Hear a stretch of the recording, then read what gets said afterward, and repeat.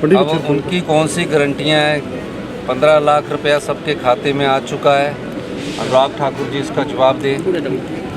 15 लाख हर साल 1 करोड़ लोगों को रोज़गार देने की बात की गई थी।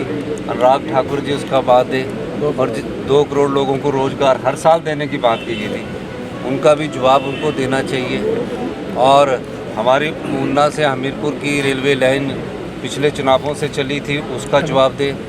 देश के प्रधानमंत्री मोदी जी जब आए थे, उन्होंने बोला था 50 साल से एक लाइन ऊना तलवाड़ा बन रही है, मैं आने वाले 2 सालों में उनको पूर्ण कर दूंगा। आज तक वो पूर्ण नहीं, उनका जवाब दे। सीएम सुखविंदर सिंह सुक्खू ने केंद्रीय मंत्री अनुराग ठाकुर द्वारा प्रदेश कांग्रेस की गारंटियों को फर्जी बताए जाने के बयान पर पलटवार करते हुए कहा कि बीजेपी ने 2 करोड़ लोगों को रोजगार देने की गारंटी दी थी। केंद्रीय मंत्री बताएं कि वह गारंटी कहां गई? बीजेपी ने तो 15 लाख रुपए प्रति व्यक्ति देने की भी गारंटी दी थी। 9 साल बीत जाने के बावजूद वह गारंटी पूरी नहीं हो पाई है। अब उनकी कौन सी गारंटियाँ हैं? 15 लाख रुपया सबके खाते में आ चुका है।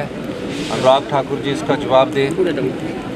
15 लाख हर साल 1 करोड़ लोगों को रोज़गार देने की बात की गई थी, अनुराग ठाकुर जी उसका बात दें। और 2 करोड़ लोगों को रोज़गार हर साल देने की बात की गई थी, उनका भी जवाब उनको देना चाहिए। और हमारी ऊना से हमीरपुर की रेलवे लाइन पिछले चुनावों से चली थी, उसका जवाब दें। देश के प्रधानमंत्री मोदी जी जब आए थे, उन्होंने बोला था 50 साल से एक लाइन ऊना तलवाड़ा बन रही है, मैं आने वाले 2 सालों में उनको पूर्ण कर दूंगा। आज तक वो पूर्ण नहीं, उनका जवाब दे। और जो हमारा जवाब है, हिमाचल प्रदेश के सरकारी कर्मचारी अधिकारी जिन्होंने ओल्ड पेंशन की लड़ाई लड़ी थी और हमारी सरकार ने पहला वादा किया था, और हम उस वादे में आज 1,36,000 कर्मचारियों को पहली गारंटी उसकी पूरी कर दी। सर, दूसरी गारंटी, हमारा गारंटी पत्र 4 हमने बोला था प्रत्येक विधानसभा क्षेत्र में इंग्लिश मीडियम स्कूल होंगे। हमने बोला कि अगले साल से इंग्लिश सभी स्कूलों में शुरू कर दी जाएगी।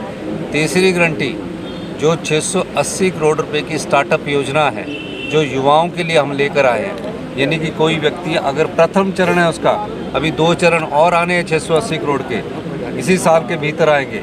उसमें प्रथम चरण में कोई ई टैक्सी लेता है, अगर 20 लाख की ई टैक्सी है तो उसको 10 लाख रुपया सब्सिडी दी जाएगी। और उसकी टैक्सी जो है, उसकी जो टैक्सी है, उस टैक्सी को हम सरकार के ऑफिसों में भी लगाएंगे और 40 से 50 रुपये की अश्योर्ड इनकम का हमने वादा किया, तो 4 ईयर्स तक। तो ये सब योजनाएं हम लेकर आ रहे हैं। और समस्या ये है, उनको तकलीफ़ ये है कि हमारे फाइनेंस में उन्होंने कट लगा दिया, फिर भी योजनाएं आ रही हैं। हमारी जो हमने ओपीएस दिया सरकारी कर्मचारी अधिकारियों को, उसका जो लोन की लिमिट 1780 करोड़ रुपए हमें मिलती थी, वो भी उन्होंने बंद कर दी। हमारी लोन की लिमिट को भी उन्होंने कम कर दिया, फिर भी हम राजस्व का उगाह कर रहे हैं, पर आम जनता पर कोई बोझ नहीं आने दे रहे हैं। और हम हिमाचल प्रदेश के आम नागरिक के लिए है, उनकी तरह सिर्फ विरोध करने के लिए नहीं है। केंद्रीय मंत्री है तो कहाँ कौन सा स्पोर्ट्स बनाया, उन्होंने कौन सी ऐसी योजना लाई, तो बताना चाहिए उन्हें। सर, जो चुनाव नतीजे हैं, क्या मानते हैं 5 राज्यों में किस प्रकार के रिजल्ट आप उम्मीद करते? एग्जिट पोल तो कांग्रेस की सरकार बनाते नज़र आ रहे हैं और हमें यही आशा कि यही नतीजे आएंगे। और निश्चित तौर पर जब युवाओं को रोज़गार नहीं मिलता, बेरोजगारी बढ़ती है, तो युवा जो है वो बदलाव लाता है। हमने अभी इसी साल 15,000 लोगों को रोज़गार सरकारी क्षेत्र देने में की बात की है।